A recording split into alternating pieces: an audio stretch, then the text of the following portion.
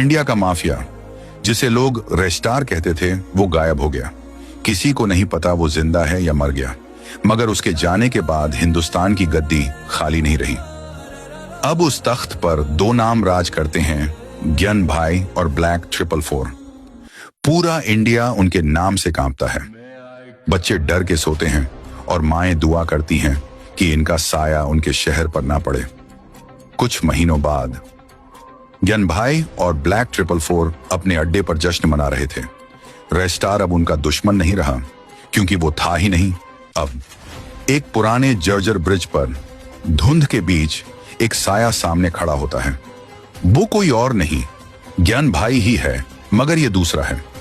Black 444 की सांसें रुक जाती हैं। ये कौन है? अचानक गोलियों की बौछार, धुएं का गुब्बार, चारों ओर अफरा तफरी मच जाती है। ब्लैक 444 किसी तरह अपने अड्डे पर भागता है, मगर वहां भी कोई उसका इंतजार कर रहा है। वही नकली ग्यान भाई। ब्लैक 444 गन उसकी कनपट्टी पर रख देता है। कौन है तू बे?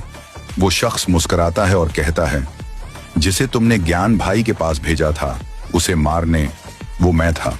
मगर वहां जो हुआ वो युद्ध नहीं, नरक था। मैं जिंदा बच गया, मगर उन्होंने मेरी रूह जला दी। ग्यान भाई ने मुझे पकड़ लिया, टॉर्चर किया, और मैंने तुम्हारा हर प्लान उगल दिया। ब्लैक 444 के पैरों तले जमीन खिसक जाती है। दूसरी तरफ असली ज्ञान भाई अब अपने भाई की जगह ले चुका था। वो अब अकेला नहीं था, उसकी अपनी फौज तैयार हो रही थी।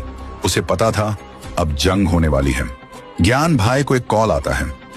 वो बिना कुछ कहे अपनी ब्लैक एसयूवी में निकल पड़ता है। इधर ब्लैक 444 किसी गुप्त ठिकाने पर जाता है। वहां उसे एक बूढ़ा पर खतरनाक आदमी मिलता है, जिसके पास है एक ऐसा हथियार जो पूरे शहर को खाक कर सकता है। तभी अचानक ज्ञान भाई के काफिले पर हमला हो जाता है। गोलियों की बौछार, बम धमाके, और जब धुआं छंटता है, सामने खड़ा होता है खुद रेस्टार। ज्ञान भाई घुटनों के बल गिर जाता है, खून से लथपथ। रेस्टार की आंखों में सिर्फ आग है और बदले की प्यास। अब सवाल ये है, क्या रेस्टार पहचान पाएगा ज्ञान भाई को? क्या वो बदला लेगा या सच्चाई कुछ और है? और सबसे बड़ा सवाल, रेस्टार लौटा क्यों? क्या उसकी वापसी किसी और तबाही का इशारा है?